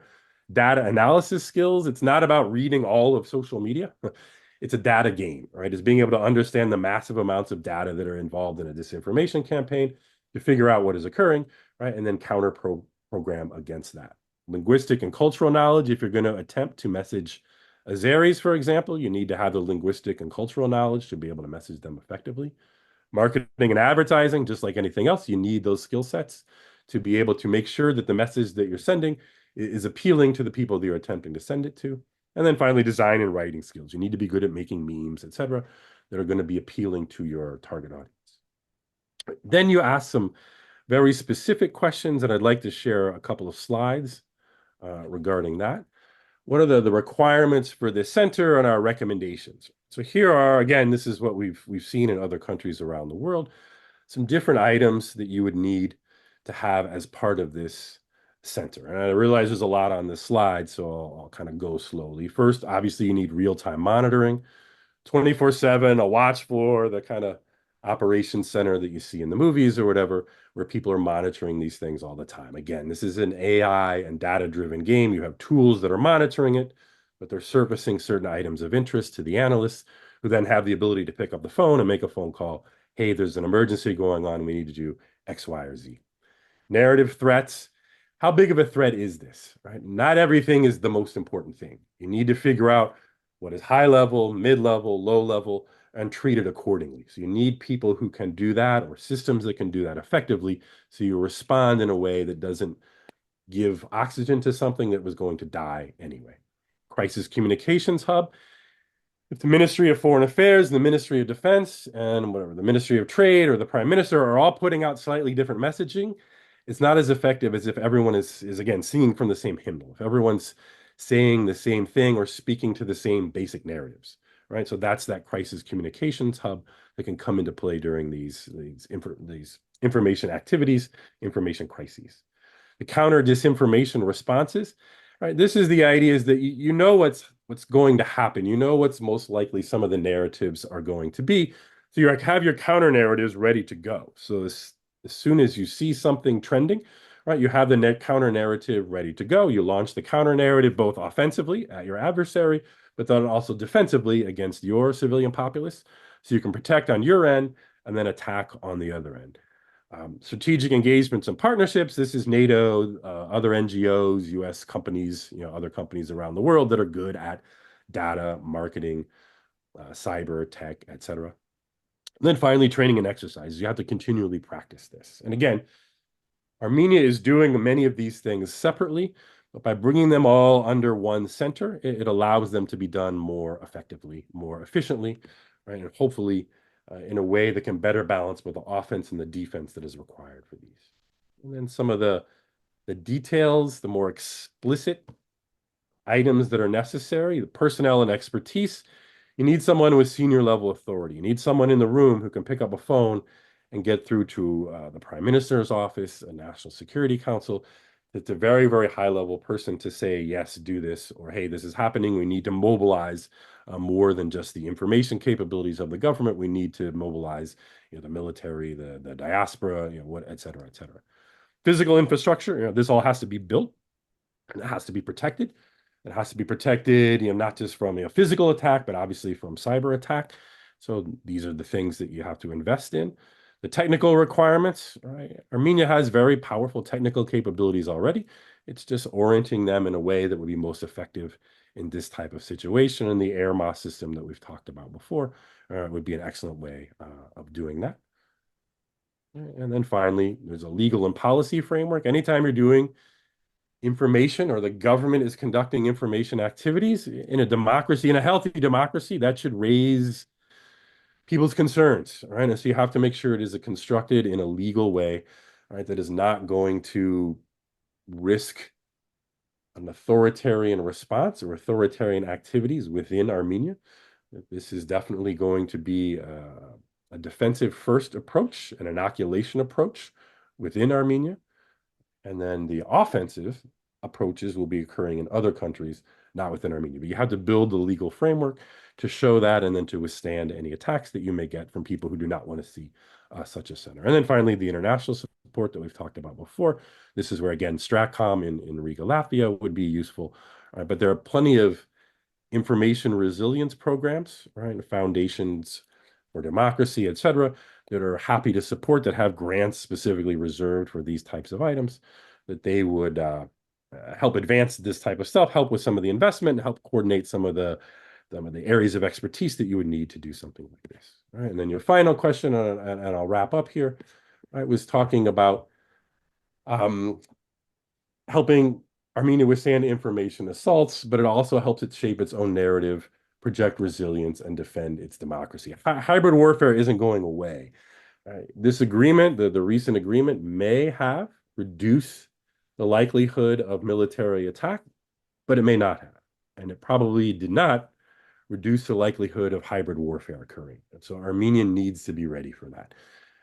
One of the ways to do that is a center of this type that allows Armenia to take control of its own narrative, to have standard narratives that it continues to put out to the world, right? That it can continue to work from, build towards, to reemphasize, all right? And then also have effective tools in place that once demonstrated, that they can affect the information controls of Azerbaijan, for example, right? That then allows two things. Armenia has demonstrated that capability, so it can push back in a hybrid warfare space, not having to engage in a physical attack.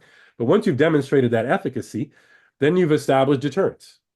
Armenia has shown is once it shows its teeth, Azerbaijan may think twice about conducting an information campaign. If the result of an information campaign is suddenly a lack of control, even for a short period of time within Baku, within certain elite segments of Baku, and outside information flooding in from the center, right, to people, to sensitive groups that Baku would not want to be seeing these types of messages. Once you do that or prove that you can do that, then you've established something, a deterrence capability, right, that would be very helpful for you going forward. Right? So these are some of the things that once invested in and once accomplished, this type of center could help Armenia accomplish. Again, Armenia is doing many of these things already, but bringing them under one roof can make them more efficient, more effective, and hopefully help grow. Those of us with this type of knowledge, happy to help, and we wish Armenia the best. With that, thank you for having me. Look forward to your questions. Well, Scott, thank you very much. Appreciate it. And I also thank all the other panelists. You've done fantastic jobs, and we're on schedule, so that's very good. Now, Scott didn't mention IRMA. Anybody on this call who is not familiar with it? It's an artificial intelligence capability that was developed by Daniel Churekjan and his team for ARPA. It's been operationalized and it's ready to be used. So if you need more information about it, please send a note to Hagop, and he will send you the background information. Okay, so we're going to move on to the questions. We have quite a bit of questions in here. I'll ask the panelists to be short so we can get through all of them. I'm going to start with the order they've come in. And so the first one is for Anna Ohanyan from Sylvie Tertsakian. She says, please expand unblocking the region is in Armenia's interest. Over to you, Anna. That is a great question, and there is there's lots of research on this in general, that small states, in their scholarship on small states, as opposed to middle powers, for example, Turkey is a middle power, but Azerbaijan structurally is a small state, as is Armenia, albeit they obviously have different types of economies, etc. And then they're great powers. So there's significant, and there's not even a debate that small states generally benefit from open markets, from open borders, because their territory is small, their size of their economy is small, so they cannot be self-sufficient. So like, for example, Russia can do if it wanted to. Even Russia is struggling in that respect. Looking at East Asian tigers, for instance, from South Korea to Taiwan, these are all countries that pushed for export markets. So adding to that, aside from Armenia's really rapidly developing IT sector, much of the economy is bound territorially. So small states benefit from regional markets and open borders. And Armenia honestly hasn't experienced an economic breakthrough even after its democratic transition, which should have unleashed the democratic breakthrough. Neither did Georgia, because Georgia also, despite its democratic transition and then a decline, still is a state in a fractured region of the South Caucasus. Just to sum up this question, look at Japan. Japan is an economic powerhouse. It can choose to pursue militarization, but definitely not a small state. But Japan consistently tries to build interdependencies with its neighborhood, pushing for this concept of open regionalism, because doing it this way, it does accrue inherent enhance its security, both economic and hard strategic security, making other countries dependent on Japan and vice versa. So so these are some of the sort of quick arguments as to why Armenia is a beneficiary of an open region.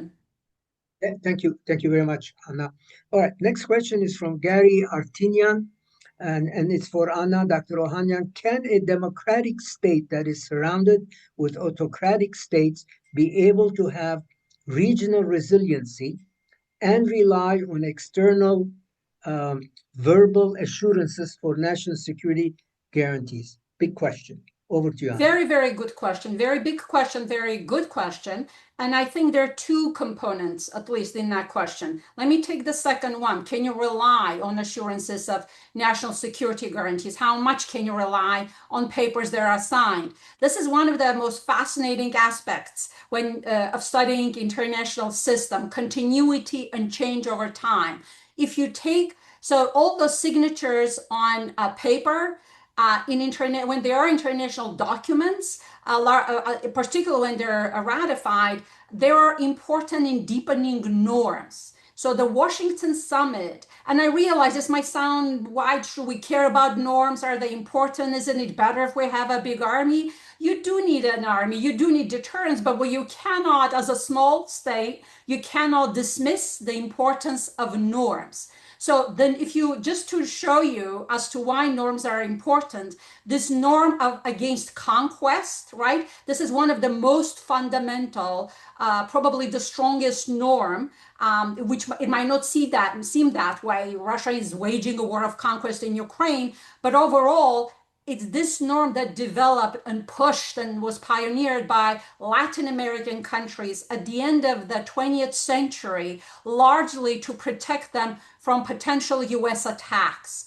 And this norm slowly was also embraced by others, including the United States, which in 1931 actually pushed for the Stimson Doctrine, which argued that the United States will not recognize territories that are captured by force. Montevideo Convention strengthened this, and now this is considered one of the most important norms against conquest. It is this norm that keeps the world largely stable. If you did not have this international order, you would be seeing many, many more wars, one state invading the other. So norms definitely are important, and there's science as to how they work, why they work, under what conditions they work.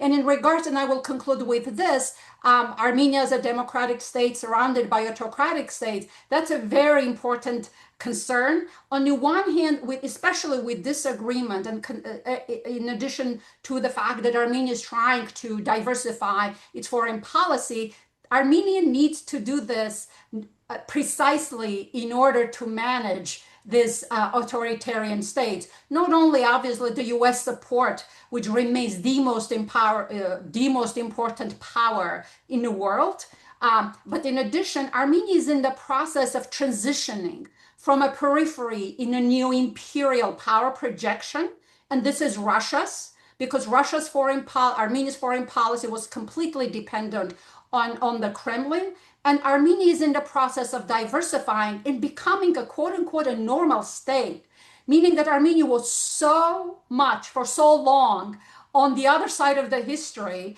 was not functioning the way that other similar states with the same size economy, etc., that what's happening in Armenia is overdue. Armenia was very much behind in building its capacities as a small state, which of course is not full security, but it sort of puts Armenia in line with similar other states. And you can now start thinking as a small state, where do I develop security? In regards to authoritarianism, on the one hand, there's a huge debate in political science whether democratization produces peace or the other way around. Once a peace agreement is signed, it creates room for democratization. So I won't go into that debate, but Aliyev, indeed, I agree, is worried that if a peace agreement is signed, it opens pressures on his regime, voices huge levels of inequality. The country is facing a decline on its dependence on fossil fuels. Worldwide, the importance of oil is declining. The geopolitical value of oil is declining. So, looking in the long term, my research actually has tried to understand why some regions with the collapse of the Soviet Union emerged as peaceful, for example, the Baltics and not South Caucasus. And the question is not so much democracy, democratic states have better chance of integration. Yeah, that's true. But that's the European centric approach to understanding regional integration. What is interesting is that we need to be paying attention to building this connectivity, participatory capacities. Even if you can drag Aliyev into, I don't know, let's talk about water resources, sharing, I don't know, earthquake assistance, things like that. This types of engagement, particularly with Turkey, is important. Lastly, it's important, these are authoritarian states, but these are different types of authoritarian states. Turkey is very much weakened as a result of not only the economy, but there also has been dealing with obviously the Kurdish conflict, but also consistent political protests.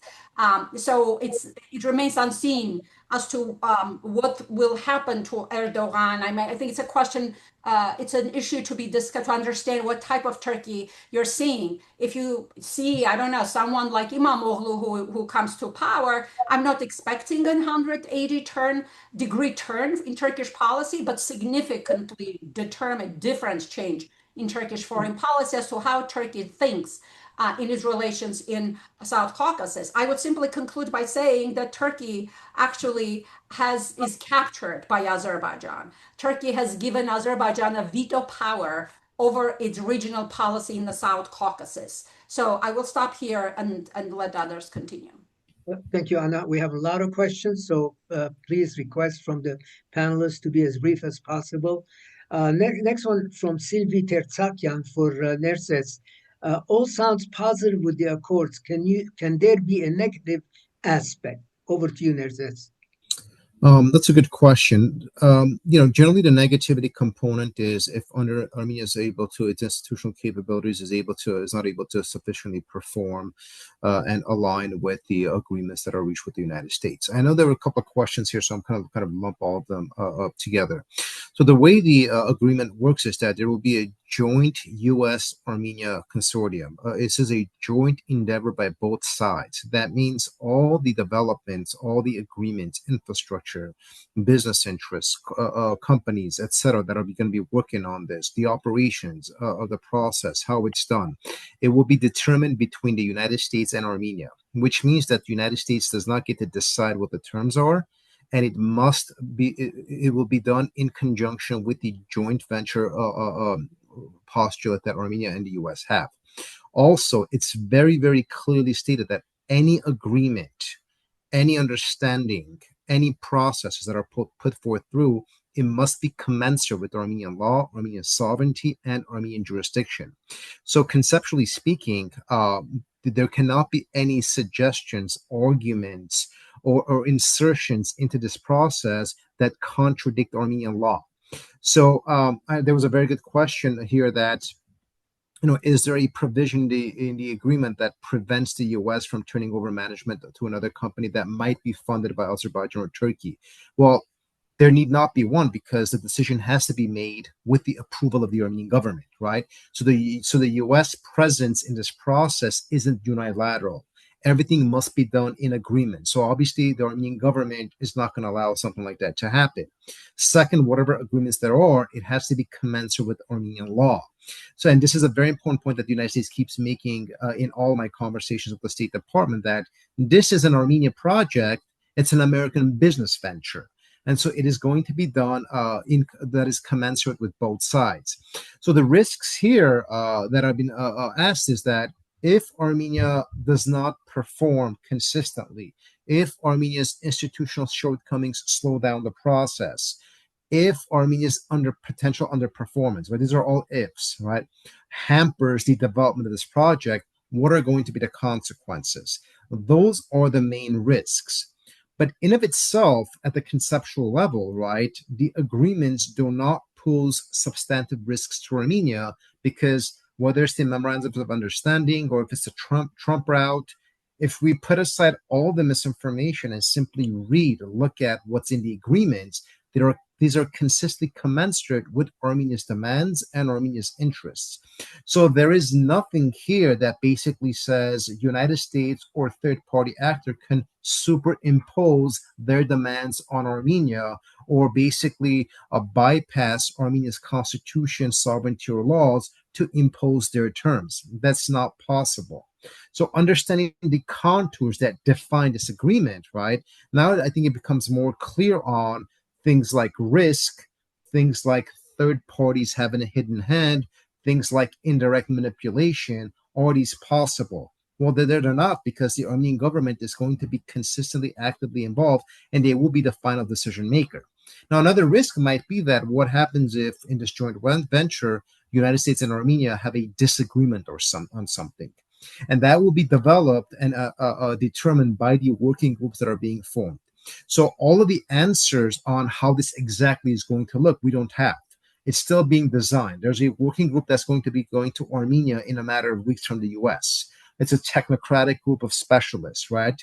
As David noted, they will do a feasibility study, develop all these things, so on and so forth. So this is a very work in process, but it's a highly technical work in process. Part of this, of course, has been some of the concern. It's a legitimate concern. Will the United States at some point back out of this project, right, and leave Armenia on its face if, in 2020, 2029, the Democrats come to power? The answer to that is no. When I was in D.C. on this issue, aside from state and then the White House, I met everybody on the Senate Foreign Relations Committee. This is a bipartisan issue. I have not seen a single powerful Democrat come out against it.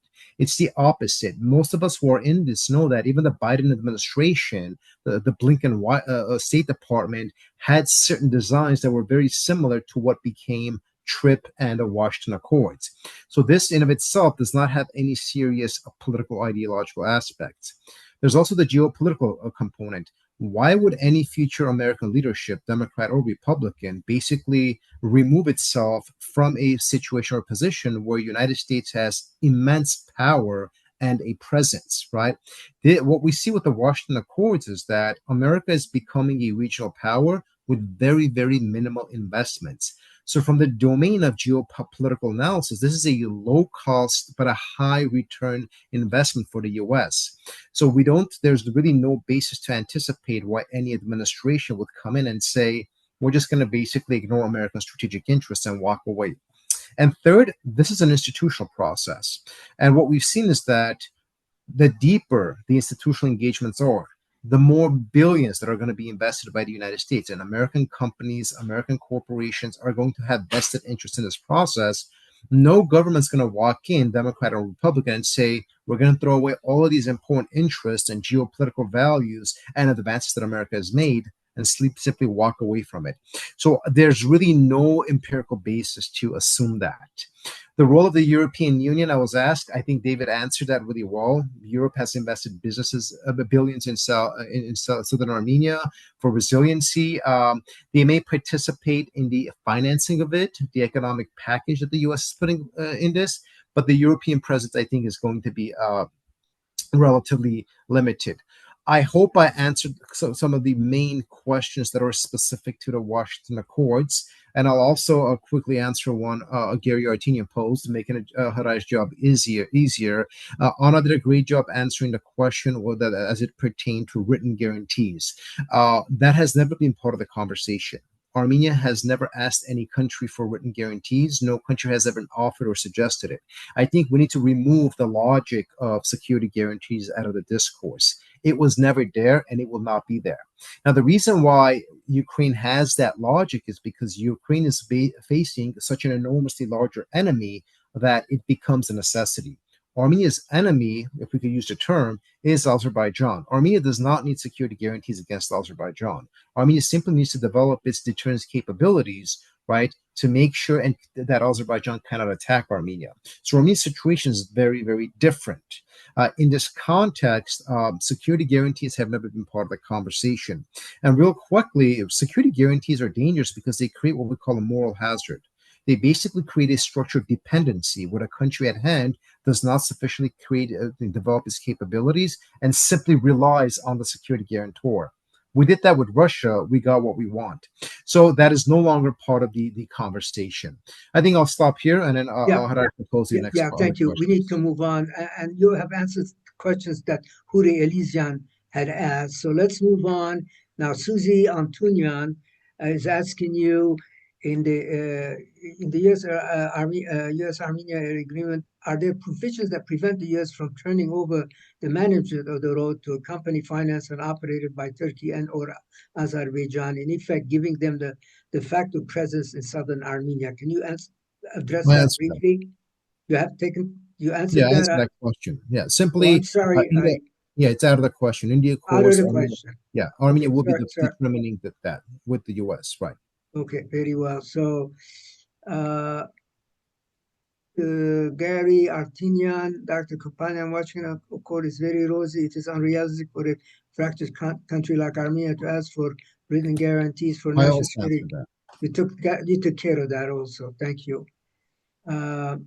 Okay. So let's move on.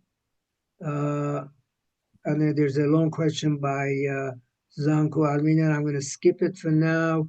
Let's move on to Levon Minelian. Turks are concerned that if Russia invades Azerbaijan, it could pull Turkey into regional conflict. That would be also a security problem for Armenia. That's from Levon. Nerses, you want to take that on?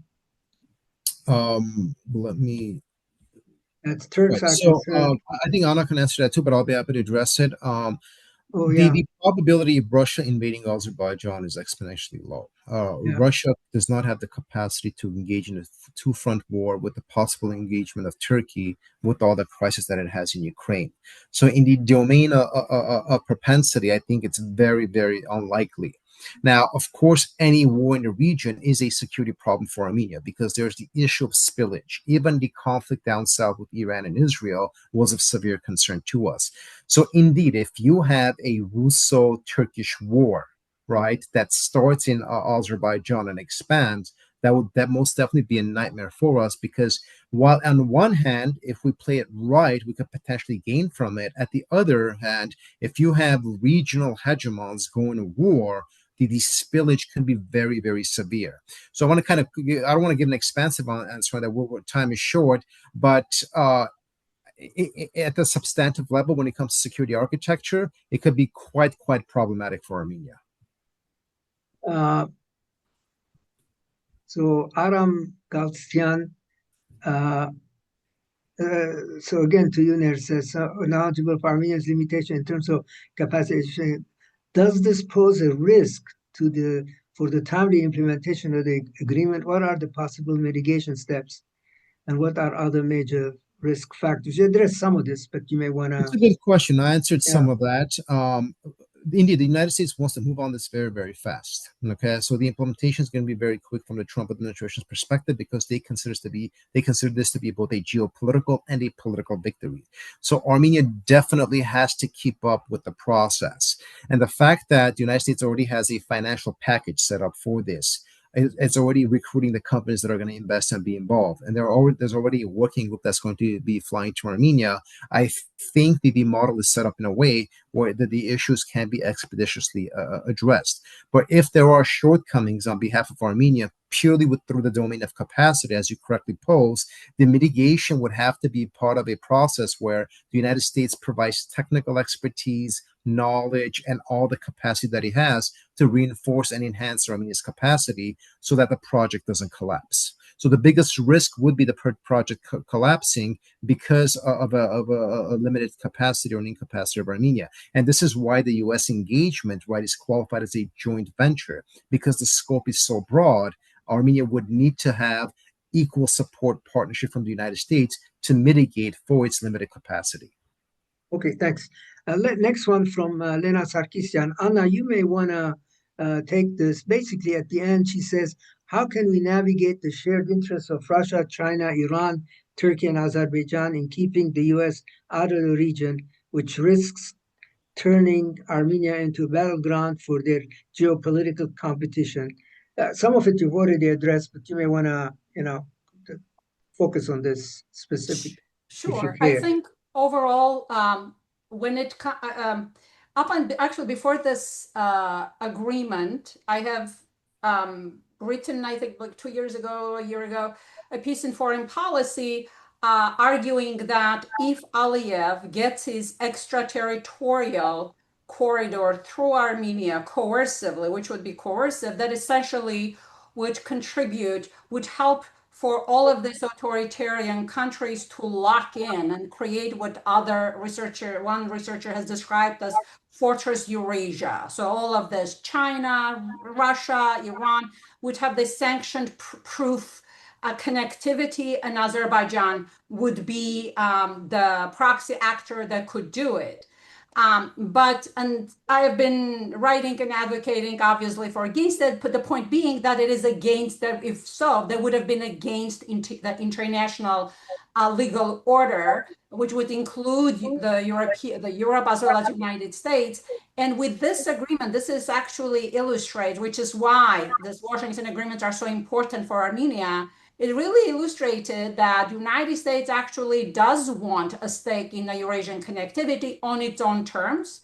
And there are a variety of stakeholders. That does not mean that Russia, China will be excluded or Iran will be excluded, but this really allows the United States to keep this region, push for connectivity under the terms of international legal order without extraterritoriality, respecting the norms for territorial integrity, norms against conquest, etc.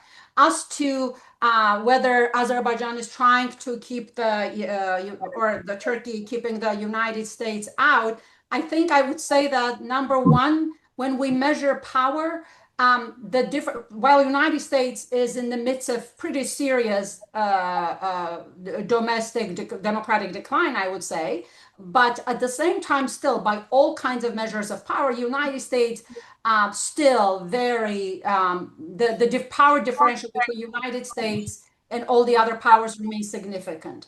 But in this respect, it's also significant that all the other powers, less so China, and I just simply have to research that a bit more, Turkey and Iran and Azerbaijan, they kind of domestically are very weak.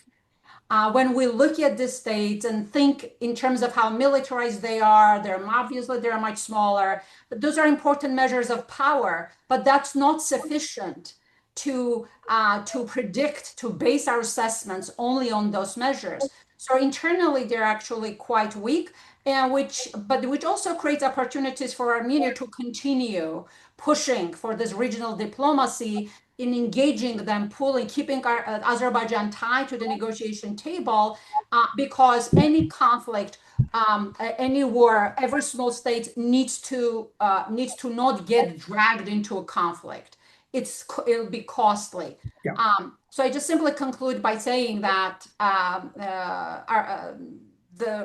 these countries are obviously, there are specific types of authoritarian states. They have different types of internal weaknesses, and even authoritarian states. You look at Saudi Arabia and Iran that have brokered improved relations in the Middle East before the Israel-Iran attack. So there is a tendency around the world, the understanding that particularly because U.S. is pulling away or is weakening its willingness to support the international legal order. So this pushes the ball on the states to take care of their neighbors. So there are pretty strong incentives for these powers to keep their region stable and their economies flowing.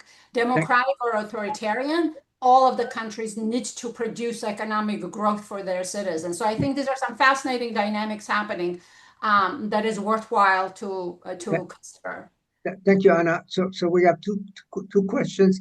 Next one is for Scott. Scott is from Zanku, Armenian. A good question. Scott, this has always been Armenia's weakness at every step. Can you expand further about slide 2? Also, where do you see the diaspora Armenia dynamics in all this? how can that power be harnessed in this context? Over to you, Scott. Okay, thanks. And I threw slide 2 back up. And so, yeah, here are the different requirements that you would need, or the initial set of requirements you would need for one of these centers. And clearly, the diaspora would have a powerful and useful effect. AI can only take you so far. And so if you're trying to create a meme or a narrative or a social media campaign, a marketing campaign, whatever it may be, linguistic and cultural knowledge matters, right? And the diaspora provides that. The diaspora can provide that to Armenia in a way that few other countries can match. And so that is definitely something that you would want to take advantage of if you were running one of these centers, to be able to reach out to the people in the diaspora to help you conduct this. Again, conducting it against Azerbaijan, and this kind of gets to the point that Anna made, the dictator's dilemma. We use it also when talking about information warfare, is dictators rely on that information control to maintain their power. And as Anna just mentioned, whether it's China or Iran or Turkey or Azerbaijan, they're domestically relatively weak because they need that control. Without that control, if they're actually open to competition from other interest groups, they've never beaten those other interest groups in an open and fair competition, so they are afraid of that competition. So anytime you can reduce their ability to control their information environment, you introduce a dictator's dilemma. Should they allow more information to flow in? Should they allow more agreements with outside entities? Should they allow more foreign ideas to come in?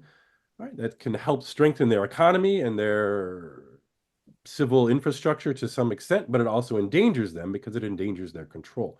And so one of the things you can do is foster the dictator's dilemma. It's actually Mike Swirly and I wrote a paper with that as the exact title. It's by fostering that dictator's dilemma, you can force them into responding to you. No longer are you reacting to what they're doing.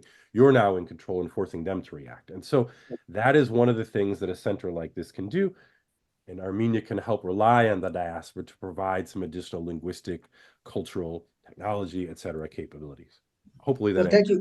Thank you, Scott. Now, the last question by Al Isayan is broad. We can have a whole panel discussion on it, but I'm going to ask each of the panel. And by the way, Tabit had to quit. He had another appointment. So I'm going to ask each panelist to take 1 or 2 minutes to give their views. So let me read Al Isayan's question, broad, big. What are the top 2, 3 downside risks to Armenia in 4 or 5 years? And what should Armenia and the Armenian diaspora build in the next 1 to 4 years to mitigate these risks? Anna, let's start with you, a couple of minutes, and then we'll go to Nerses and then to Scott. Okay, Anna, over to you. That's such a great question. I would say that recently, I have moved in thinking that Armenia's primary weaknesses are domestic, but that's also good news because that means that it's in Armenia's hands, in the hands of Armenians, to control their geopolitical fate. We're accustomed in our political culture to think that Armenia is always a victim of this geopolitical clashes, and Armenian statehood is sort of emerges as a result of this geopolitical clashes. I'm trivializing and simplifying it, but we have a tendency to overemphasize great power relationships and see Armenian statehood as an extension of that. I would argue that Armenia's the primary risk moving forward is to continuing consolidating its democratic institutions. Judiciary is the backbone of Armenian statehood, and I would say that remains the most important component in strengthening Armenia's administrative state as well as its sovereignty, because it's these institutions only. Local levels of government is another one. So there's still significant, after every democratic transition, there's significant authoritarian vestige powers. One research has identified unreformed constitution, authoritarian political parties that refuse to play by the new rules, and local levels of government. These are 3 areas through which democracy can flip. And as a small state, Armenia cannot lose its democracy. If it loses its democracy, it loses its sovereignty, significant portions of its sovereignty. So Armenia has an experience in being a soft authoritarian state, being a periphery in an imperial system. So the time is right to plow ahead. And I would say that in supporting deepening Armenia's democracy in the local levels of governance is also critical. So these two, because if you have small states do need to have the strong institutions in order to navigate in great power relationships. As to what the Armenian diaspora in the next 4 years, the role of diaspora, I think the continuing rift between Armenian state and some of the legacy diaspora institutions, not the diaspora, because diaspora is very multi-layered. There's huge support for Armenian foreign policy in many, many corners in the communities, in various diasporic communities. But I think the most visible, that legacy institutions, not diasporas in general, are huge resources for small states. They can project the messaging, they can elevate the messaging of the state. They're a soft power tool. There are all kinds of resources that right now Armenia has diaspora as a tool that are living on the table, that are not coordinated, and it's a huge risk, I would say. And Russia will continue its new, it is a declining power, but it will continue its new imperial power projection and trying to to produce state weaknesses in its periphery. So this is not just an Armenian problem, it's a problem including for Azerbaijan, Georgia, all of the Central Asian states as well. So I'll stop here. Yeah, thank you very much, Anna. Nerses, I'll be really quick. Al always throws out the good questions. Number one is domestic instability. Anna gave a more expansive response, but basically the lack of geopolitical pluralism and the democratic opposition space being absorbed by Russia-linked parties, that is the first initial downside that we have in the next 4 to 5 years. The second would be economic stagnation, right? Armenia has the fastest growing economy in the Eurasian space. If there is economic stagnation, that would create a lot of problems. And third, a slowdown or an insufficient pace with institutional reforms. The whole question is, how could things go wrong? Well, things will go wrong if you have instability, economy going bad, and institutions not developing, basically not having development. So these are the three main issues that basically, from my perspective, are the downside risks. What could we do? Well, it's very straightforward, addressing those risks. Diaspora can definitely play an important role. Again, not the legacy diaspora, as Anna noted, but the diaspora in general could support in the economic component of it, investments and lobbying in different capitals, and basically enhancing Armenia's capacity for innovative thinking and growth. And of course, supporting with reverse brain drain. You want to have institutional development, you want to have institutional reforms, you have to have the capacity. And that capacity could be utilized through the diaspora should they choose to participate in the process. I mean, real quick, I'm out. Thank you, Nerses. I think we've come to the end. I want to thank Scott, the panelists, of course. Scott, I don't think you have to do any comments. That's okay. On this. Yeah, no worries, no worries. No. I think that's so. I want to thank all the panelists, of course, for a great job, and all the participants. We have a good number of participants. I would just want to mention that this has been recorded. You can download it, and those who may forward it to those who could not attend, you can forward it to them and recommend that they listen. There's a lot of great stuff that's been brought up. So again, thank you to the panelists, and thanks for all the participants who attended. Thanks, and Agop, over to you to close the session. thank you very much, especially the panelists. You had an excellent discussion, and thank you, Hriar, for a good moderation. Don't forget again, we have another panel on wine in Armenia. So it's tomorrow at 11 a.m. Pacific time. So please join, and you will receive the reminder anyway. Thank you again, and we'll see you next time. Bye-bye. Bye. Thank you. Thanks. Bye-bye.